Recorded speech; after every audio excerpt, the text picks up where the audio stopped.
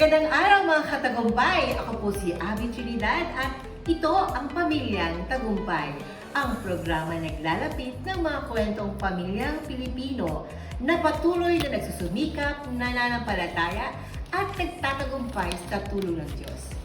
Ngayong araw, makikilala natin ang isang ama na hindi lamang haligi ng kanyang tahanan, kundi haligi rin ng kanilang barangay. Sa likod ng kanyang posisyon bilang kapitan, ay isang pusong mapagkalinga para sa kanyang pamilya at para sa buong komunidad. Kilalanin natin si Kapitan Dino Heneston, isang ama, lingkod bayan, at tagapagtaguyod ng mga programang makabuluhan para sa pamilya, kabuhayan at pagpapalaganap ng mabuting asal sa komunidad.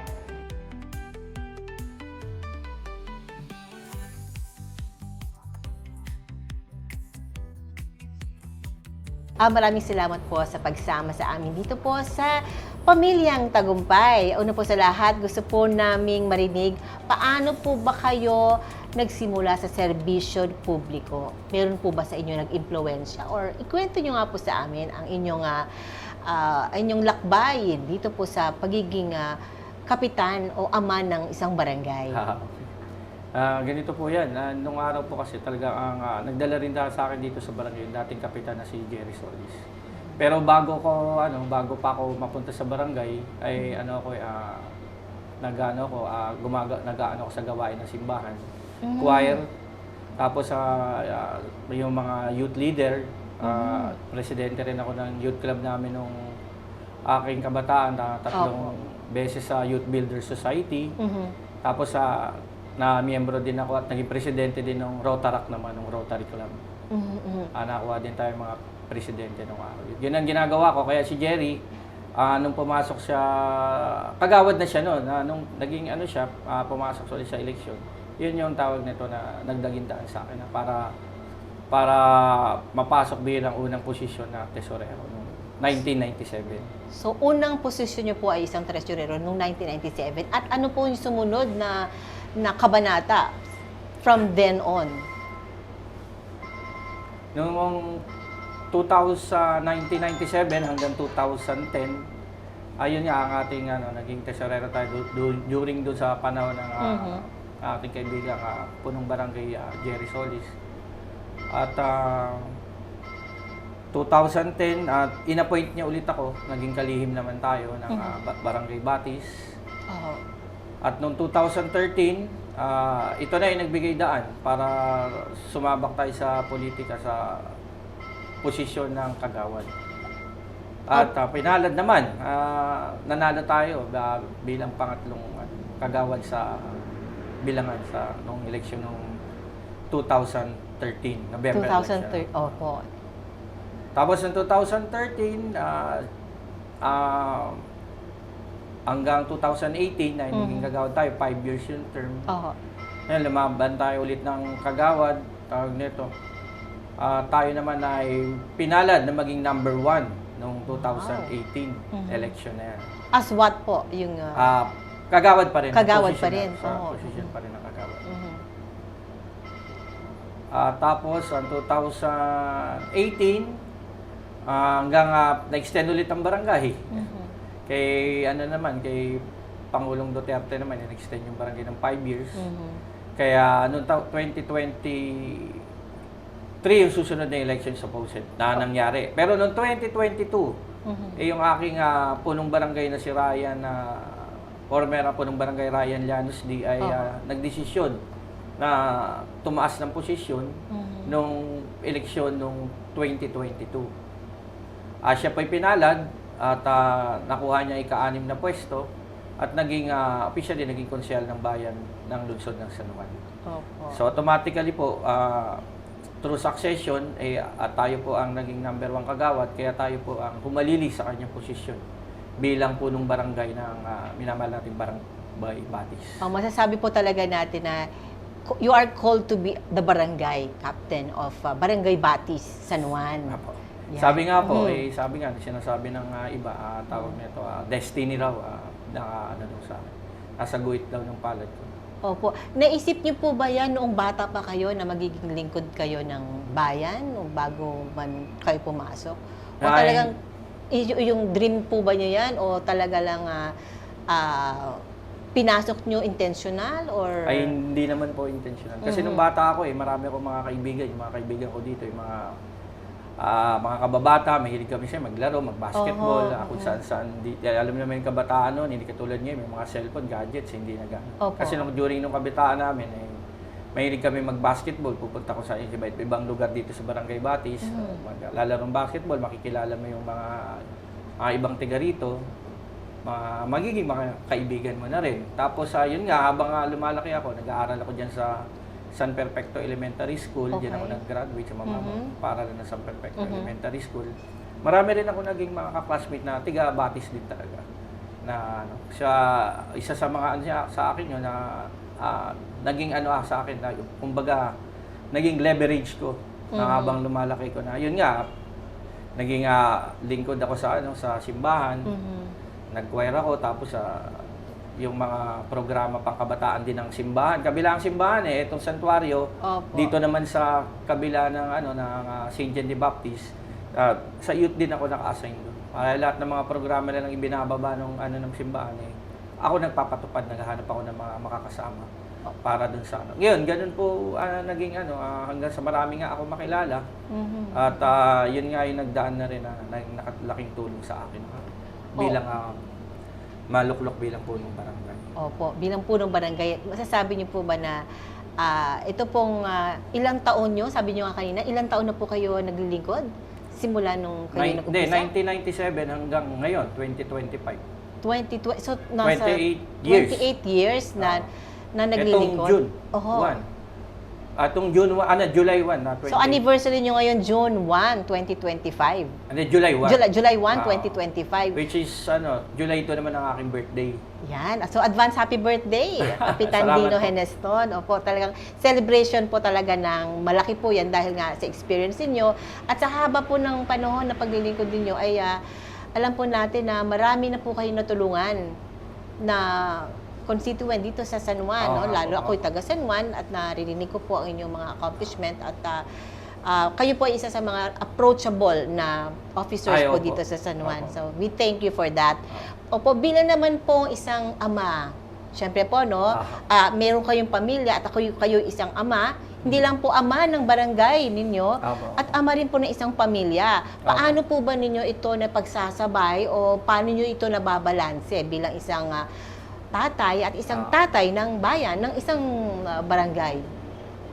Bilang sa pamilya naman, meron akong 3 anak, puro lalaki. Malalaki na rin, isang 14, isang 22. 16 tas 22 tapos 25 mag-graduate ngayong itong August sa kursong sa TIP nagtapos. Opo. Kursong computer science at nakakuha ng karangalan na cum laude. Wow, opo. Kaya medyo magandang regalo para sa akin sa birthday ko din na yung aking anak ay makakatapos at may karangalan pang natanggap. Siyempre, mahirap balansehin yan, pamilya at saka politika. Pero mas talagang pinibigyan ko ng prioridad pa yung ating tungkulin sa ating mamamayan at tungkulin sa barangay. Opo. Alam niyo po, ang programang Pamilyang Tagumpay ay talagang nag-encourage po sa mga ama ng tahanan, nanay o mga anak na gawin yung talagang kanilang tungkulin bilang isang miyembro ng pamilya. Kapag ito po may mga conflicts po sa trabaho, sa barangay at pamilya, paano niyo po ito ginagawa? Sino po uunahin ninyo pag gano'n? Napakagandang katanungan yan. Pinaliliwanag ko na lang sa aking mga anak na tawag nito na may mga bagay na dapat natin talagang i-address muna. At kung meron na ay gumagawa na lang din ako ng paraan kung paano ko bigyan o mapapaano yung hindi natuloy naming aktibidad. So, nagme-make up? You make up naman? Yung make up. Oo. Para naman tawag nito yung banding ng, katulad ng mga banding namin pamilya, na isasagawa din naman po namin. Oo. Paano po pag linggo? Dahil ito family day. Siyempre po ang linggo ay bukas po ang barangay araw-araw. So, paano po nyo yun ina-adjust pag family day? Hindi, pag linggo naman, ay Aha. talagang para sa pamilya naman yan, ay yun yung binibigay din natin sa, mas ano naman dun sa pamilya yung linggo. Dahil, syempre, yan lang yung para sa atin, biran lingkod bayan. Pero kung may mga emergency na sitwasyon, eh, kailangan din talaga nating iwan at puntahan kung ano man yung sitwasyon, lalo na kung may mga isunog, may mga tawag na ito, mga pagbaha, pagka may mga gulo na kailangan na ayusin ng may mga sigalot, eh, kailangan nating kahit na linggo, kahit ng anong oras, kasi yun naman ang trabaho ng lingkod bayan, ng punong barangay, yung tawag nito, eh, kailangan natin na maayos yung sitwasyon. Matugunan kung ano dapat na katulad ng mga emergency situation. Opo, oo. May pagkakataon po ba na minsan kayo napapagod sa mga problema ng pamilya? At ano po ba yung mga kadalasan na problema ng pamilya na dinudulog po sa inyo ng mga Constituent. tao, opo, ng constituent? Ayan, para sa kalaman ninyo, ang ating barangay, Barangay Batis, ay may populasyon tayo ng 9,400 plus. So maraming pamilya rito at ang karamihan dito, kalahati rito yung ISF, yung Informal Settlers Families. Kaya araw-araw, iba't ibang reklamong natatanggap natin. Una sa domestic problem, away ng magulang, away ng anak, away naman ng mag-asawa na kailangan nating tugunan, lalo na nagkaroon ng sakitan. Yan ay ipapasok doon sa bawsi case natin na violation against women and children.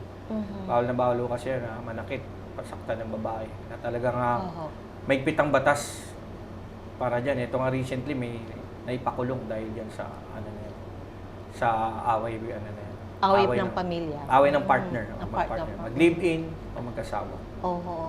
Eh, yung mga kabataan din, yan ang mga madalas natin na encounter. Siyempre, may mga grupo-grupo din kasi yung mga kabataan. Minsan, nagkakaroon ng pag-aaway na na-address din naman natin, naaawat at tinataboy natin sila. Kasi yung iba, hindi naman tiga rito. Opo. Nakikita naman natin sa CCTV ng barangay, sa command center namin, kapag nag-ipon na yung mga kabataan dyan, tinataboy din namin. Mga reklamo tungkol sa sa pinansyal, yung may Pinansyal. mga utang utang natin na hindi nabayaran, dumudulog din sila dito. Pinapatawag naman kung ano yung proseso ng katarungan na pambarangay, yung barangay justice system. Kaya itinatag yan para hindi na umabot sa korte yung mga kaso. Hanggat maaari dito pa lang sa tanggapan ng punong barangay sa lupon ng tagapamayapa ay magkaroon na ng tinatawag na amicable settlement. Magkaroon na ng kasunduan sa magkabilang panig. Opo. Nagagawa naman natin po yung ating trabaho bilang punong barangay sa mga ganyang bagay. Kasi araw-araw mapakalaki ng barangay natin, 20 na streets, tapos isang alley, yung Tuberias nga yung sa ibabaw ng pipeline.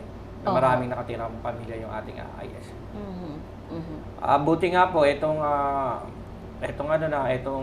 parating na mga taon ay na-address na po ng ating pamahalang lungsod ng San Juan. Sa pamumuno ng ating mabait at masipag na Mayor Francis Zamora, yung issue dun sa tawag nito yung mga nakatira sa mga danger zone na tinatawag. Yung mga nakatira sa tabing ilog, yung nakatira sa mga easement. At mabibiyayaan sila ng pabahay. Dahil dito sa ating sa Barangay Batis, tayo ay naging beneficiaryo ng 4PH program ni ating Pangulong Bongbong Marcos. Opo. Kaya sa darating na inaharap, 15 story na parang condominium type ang itatayo dito sa ating barangay. Na parang sa beneficiary na tiga Barangay Batis. Ang unang makakatanggap din. Napakaganda ng proyekto na yan at alam ko maraming mag-aabang dyan, Sir. Sa tagal nyo na rin po na nagsiservisyo dito po, nalaman nyo na po yung iba't ibang klase ng problema ng pamilya. Ano po sa tingin nyo po ang pwede pong gawing programa ng ng ating barangay para sa mga miyembro ng pamilya nag-aaway, pamilya sa problema sa finansyal at problema din sa mga kabataan ngayon. Meron po bang hinahandang programa? Hindi, sa akin naman, ang ano ko nga dyan, dapat magkaroon sila ng ugnayan sa tawag nito, sa relihiyon o sa isang institusyon na kung saan ay mabibigyan sila ng ng sapat na tawag nito bang ma-encourage sila na ganito, sumama sa isang grupo. Yeah. Pero tayo ginagawa natin, meron tayong rito sa barangay, yung mga interfaith agencies natin dito. Katulad ng BEC, yung Barangay Ecclesiastes Community, nagdadaos tayo rito ng monthly mass na street mass dito mismo sa loob ng barangay. Tuwing first Saturday of the month. Mula nung naupo ko, ginawa ko na yan hanggang sa ngayon tuloy-tuloy. Every first Saturday of the month, dito sa barangay hall. Pero pagka may mga pagkakataon na magandang panahon sa mga iba't ibang lugar, sa chapel, doon naman namin inililipat. Para naman yung mga residente doon, makakarinig sila ng ng magandang balita mula sa ating mga kapareha, sa ating mga ng St. John the Baptist. Opo. Diyan sa isla, tapos dito sa may M. Salvador, may mga chapel kami diyan. Doon namin sinasagawa yun. Bukod pa dito, yung meron ding mga nagsasagawa ng yan, ganyan na religion. Tuwing Sunday din, meron din dito. Na ginagawa tuwing umaga at hapon. Para naman din yung mga kursilyo group na pinapayagan ko naman sila dito.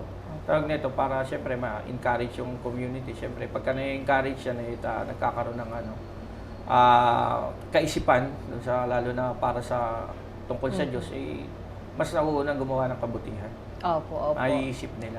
Kaya na talaga ang target ngayon yung ating kabataan na dapat natin na ma-encourage sa ganyan na tawag nito sa ganyang gawain. So, bukas po ang barangay na sa mga programa para sa mga youth, no? Bukas sa mga faith-based group. Yes, opo. No, faith-based group. Pag may lumapit naman sa akin na pinapayagan ko naman din sila, kahit hindi nga tiga San Juan recently, yung 200 na tawag na ito, mga youth na dinala rito, kasi may venue naman ako. Pinayagan ko na lang din sila na isagawa nila yung programa nila para sa youth. Pero tiga Batis din yung barangay din natin, kaya lang yung mga kasama niya at kakausap, mga iba't ibang barangay, iba't ibang syudad. Opo. Dito lang ginawa. Opo. Basta pag pinagagawa ko lang na sila ng sulat, kung meron akong venue at kung ano yung kaya kong i-provide, katulad ng mga sound system, upuan, lamesa, pinahihiram ko naman din sa kanila. Yan. Napakaganda ng suporta nyo, Kapitano, no? Sa mga ganyang activities. Opo. At talagang ginagamit nyo yung facilities na para naman sa taong bayan, ano? Yes, Yung sabi nyo, napakaganda ng facilities nyo na pwedeng ibuka sa mga events. Opo. No? Totoo po yan. Opo, sana po maikot nyo po kami sa inyong napakagandang, yung bago nyong basketball court o ano pa yung mga projects nyo. Sige po. Shampoo, Spiva, Copa, Monera, Centella at may DHA pa. May Bilberry, Marigold at marami pang iba. 66 and natural na vitamina. Memorize na yan. Para sa ating lahat na mag-aaral. Memorize, lagi mo lang tatandaan. Memorize lang yan. Chairman Dino, meron po ba tayong livelihood or skills training development na ipapatupad o ipapatupad? At ano po yung pwedeng maging epekto nito sa ating mga pamilya? Magandang katanungan po yan, yung ating livelihood skills na dito based in barangay. Opo. Meron din po tayong mga proyekto. Recently, itong May, nagkaroon tayo ng tawag nito turnover ng yung isang program dyan, yung bisikleta, tapos nagtitinda ng mga fishballs. Meron tayong 2 beneficiary, ginamit yung ating pondo dyan para sa livelihood. Na-i-award yan at ngayon ay tumatakbo na yung kanilang negosyo na pasimula dahil sa livelihood program ng barangay. Nakakapagtinda-tinda sila dito sa bisinidad o lugar ng Barangay Batis. Kumikita naman sila at minomonitor naman natin na nagre-report naman sila na tuloy-tuloy lang silang naghahanap buhay. Mhm. Para sa mga interesado po na ganyang programa, na gusto rin nilang maging magkaroon ng ganyang pangkabuhayan, ito po ba i-open po din po ninyo in the future o trial po muna itong Itong unang taon namin, livelihood program? itong trial muna. Mm. At yan nga, may kumuha kami talaga yung mga deserving na tawag nito na mga beneficiaryo para sa programa. Opo. Pero siguro in the recent years, siyempre ang issue dyan yung pondo eh. Opo. Pagka malaki ang pondo mo, marami kang isasagawang programa lalo na sa livelihood. Opo. Pero tungkol pa rin dyan sa livelihood, ano naman tayo, may mga proyekto din tayo na ibibigay na itutulong sa ating mga kabarangay. Ay may mga kaibigan tayo sa national na nagbibigay ng ganyang livelihood sa DOLE. Opo. Binibigyan sila ng kapital. Binibigyan ako ng recipient, mga beneficiaryo na 20. At yan ay pinakalat ko talaga sa mga deserving na lalo na yung may mga tindahan. Opo. Ang nila, barbecue. Mm. Recently, nagkaroon nga na kami ng awarding doon para sa 5 beneficiaryo muna na nagtitinda ng barbecue na ginawa doon sa Pamamarisan Dole dito sa Pasig. Kasama ko yung donor na si Congresswoman Baby Pizarro ng Philippine Commission on Women. Wow. Kasi pipili niya kami na tawag nito na maging beneficiaryo ng mga programa ng mga kanilang binamimigay na tulong para sa barangay dito sa buong Pilipinas. Opo. At isa po ang Barangay Batis isa tayo sa Barangay Batis na napili ng PCW. Ayun nga, na-turn over naman. Papakita ko sa inyo yung picture, isasend ko na lang sa inyo. Yeah, opo. Tapos, yan nga, meron pa, yung mga bigasan. Yung mga bigasan na sa susunod sa July 16, yung mga nag-request ng pambigas, nagkakalaga ng 30,000 yan. Na worth of products ng bigas na gagawing initial capital ng napiling mga beneficiary. Na which is lahat residente ng barangay natin na deserving talaga yun sa indigents natin tsaka sa poor-piece. Wow, maganda po 'yan. At sana po matuloy-tuloy po yung yung negosyo para to lumago. Yan Hindi po lang po challenge. short term lang.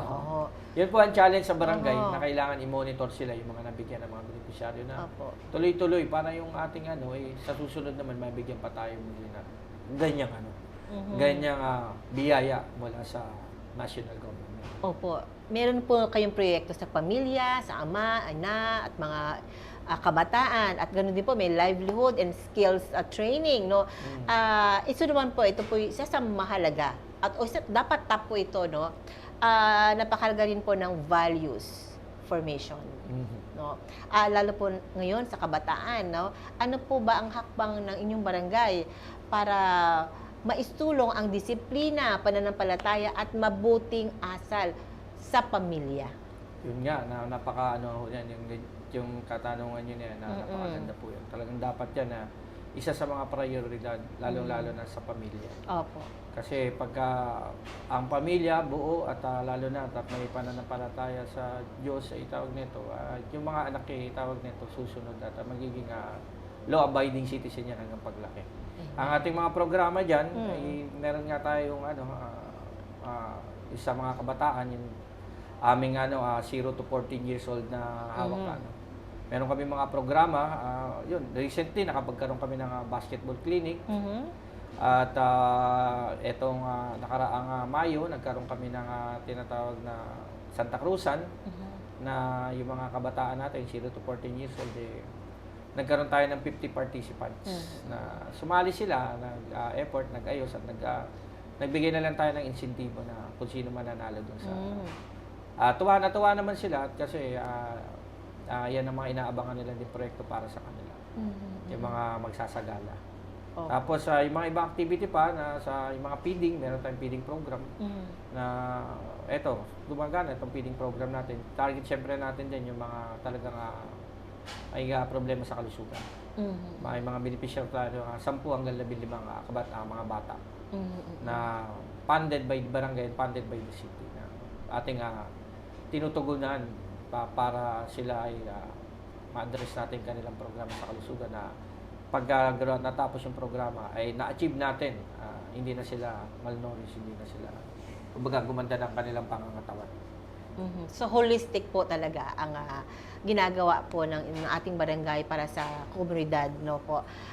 Ito po ay sa huling bahagi po ng ating pag-uusap, no.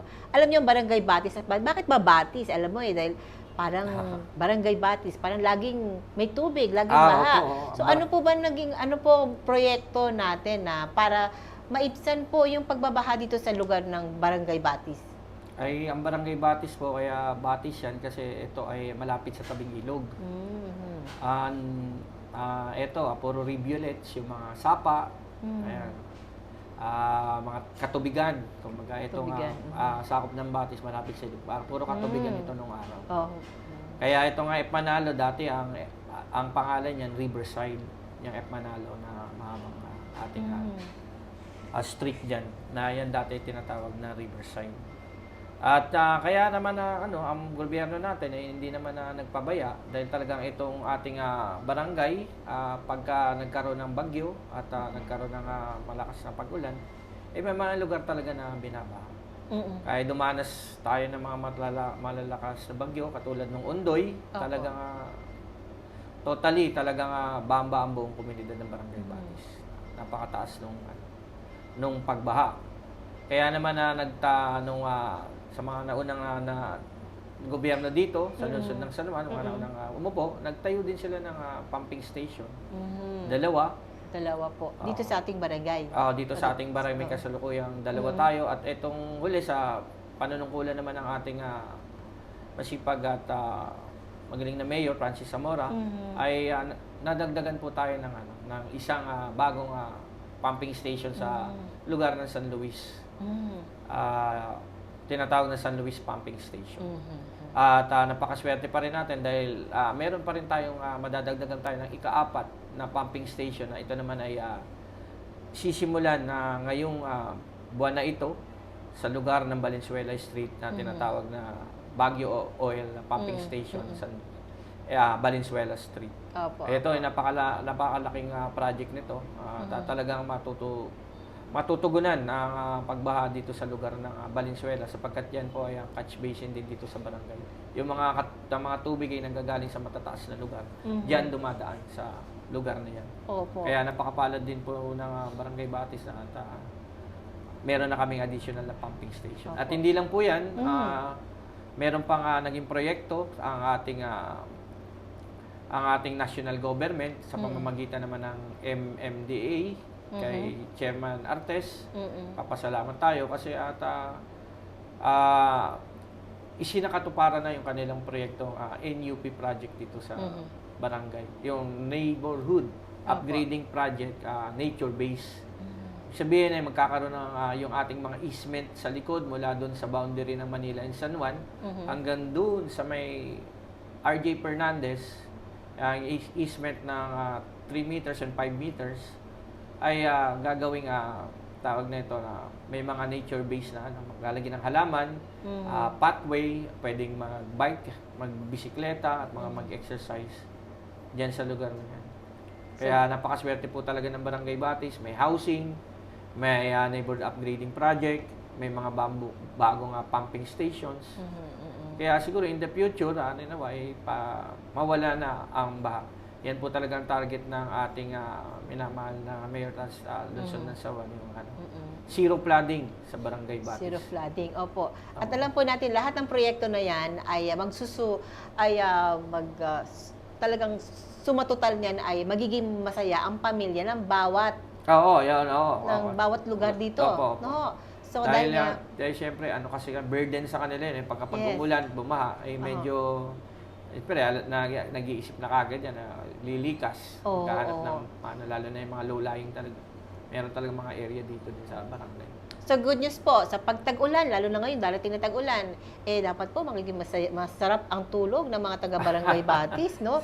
Hindi na nininervyos. Hindi, pag naisakatuparan naman. Pero sa ngayon, meron tayong 3 pumping station na gumagana naman. Nakaantabay tayo lagi dyan tuwing lalakas ang ulan.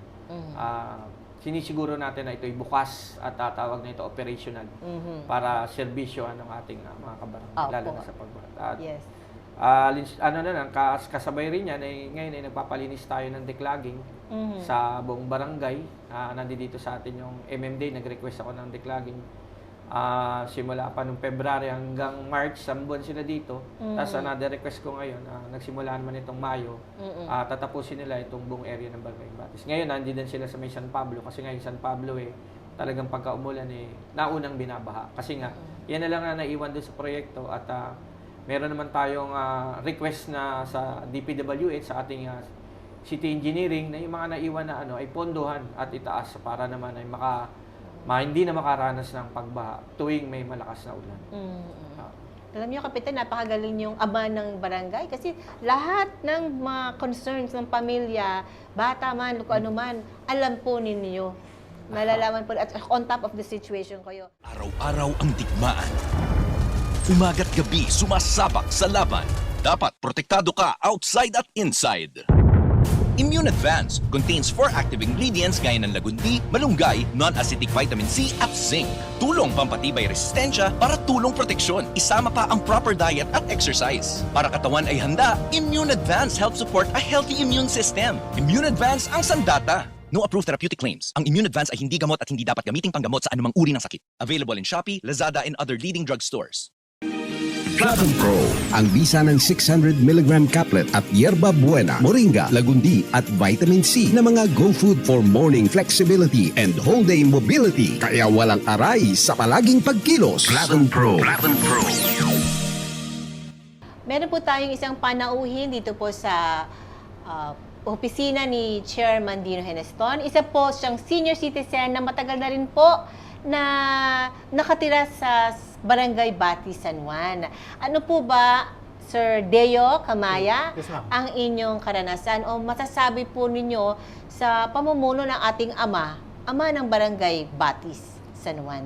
Ako po ay at this stage, happy and contented po ako sa pamumuno ng aming barangay chairman. Naniniwala po ako na kahit anumang baha ang pumasok sa Batis, kidlat ang pumasok sa Batis, anumang pandemic ang pumasok sa Batis, maniniwala ako magiging matatag kami.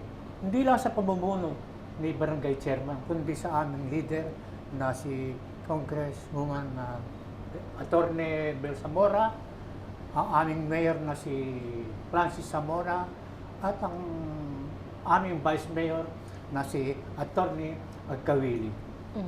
Ako po sa ngayon ay happy and contented at naniniwala po ako sa makabagong San Juan.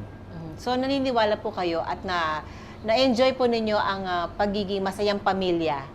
Opo, kaya related po yon ang pag-asenso ng Batis sa aming pamilya. Naging happy po kami. Sa tingin niyo po ba, Sir Deo, tagumpay po ba ang masasabi niyo ng tagumpay ang bawat pamilya ng Barangay Batis? Sa tingin mo, darating ang panahon na lahat sila ay magtatagumpay sa tulong ng magandang Hindi liderazgo? lang po magtatagumpay. Magiging healthy po sila sa pamumuno ng aming barangay chairman. So thank you very much. Ayan po, Sir Chairman Dino, isa po siya sa matagal at senior citizen na nagte-testify kung paano po kayo naging tunay at naging mabuting ama sa inyong lungsod, sa inyong barangay. Thank you very much, Sir Thank you, Deo ma'am, Kamaya. sa inyong invitation. Maraming salamat po.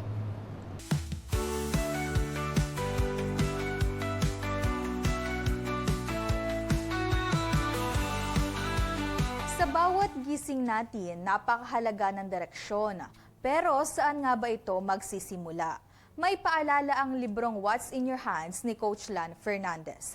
Schedule a daily meeting with the Lord. It is crucial to be intentional about having a daily devotion. This speaks to your dedication to knowing and hearing from God more. Mga katagumpay, sa dami ng ginagawa natin bilang magulang, anak o tagapangalaga ng tahanan, minsan nakakalimutan natin ang pinakaimportanting bahagi ng araw natin ay yung tahimik na pakikipag-usap sa Diyos. Ang panalangin at pagninilay ay hindi lang gawain ng linggo. Ito'y dapat maging parte ng ating pang-araw-araw. Ito ang nagpapatataga ng ating pamilya lalo na sa panahon ng pagsubok.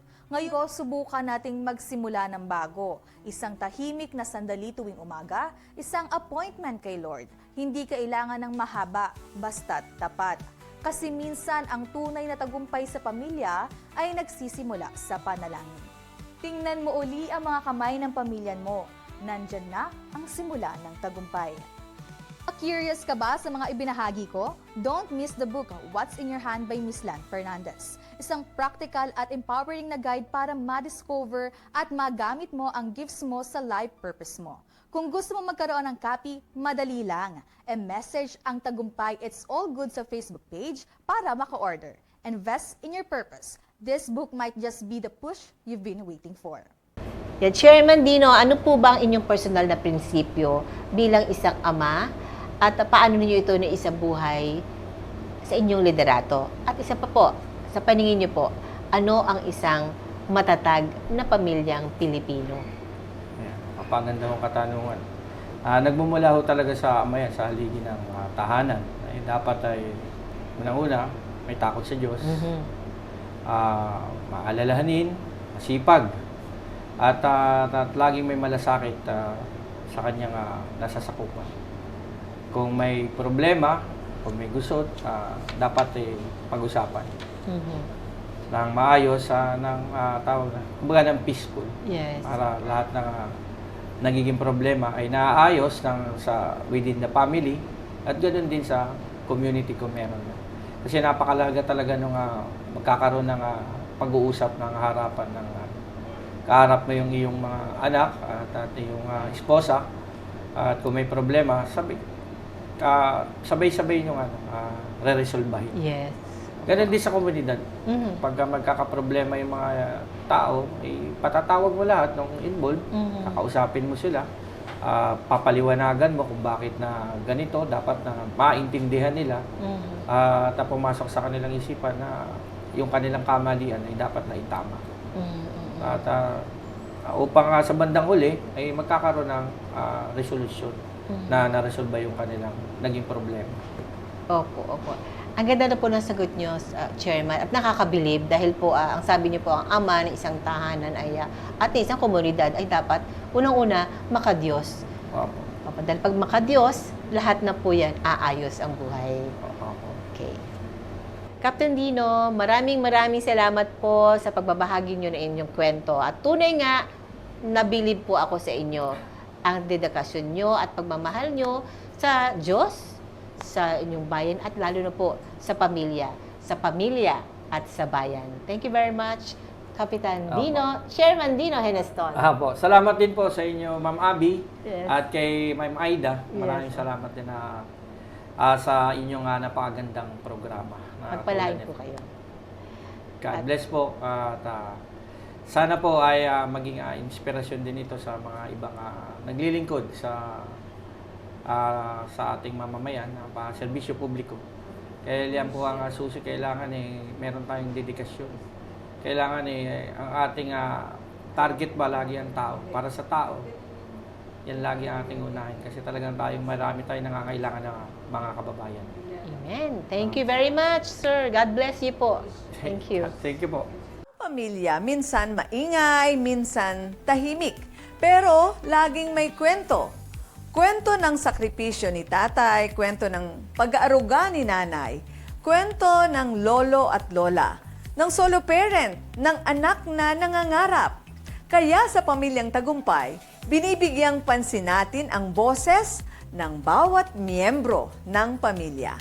Sapagkat dito nagsisimula ang tunay na pagbabago. Tuloy lang sa pagkukwento, tuloy lang sa pagmamahalan at samahan kami sa pagbubuo ng mas matatag na pamilya. Yan ang ay dapat. Mga katagumpay, natutunan natin ngayon na ang isang ama ay hindi lamang tagapagtustos, kundi tagapagtanggol, tagagabay at tagapagsilbi sa loob man ng tahanan o sa loob ng komunidad. Ako po si Abby Trinidad, ang Pamilyang Tagumpay, kung saan ang bawat kwento ay kwento ng pag-asa, pananampalataya at tagumpay ng pamilyang Pilipino. Hanggang sa susunod, bye-bye! Pamilya pamilyang tagumpay, kay Lord ang tiwala at tagumpay. Grounded in faith, love ang tunay, tuloy-tuloy lang, move forward lang. Pamilyang tagumpay, pamilya ng Diyos, buo at matatag sa bawat pagsubok, sa bawat tagumpay. God is our center, Diyos ang buhay.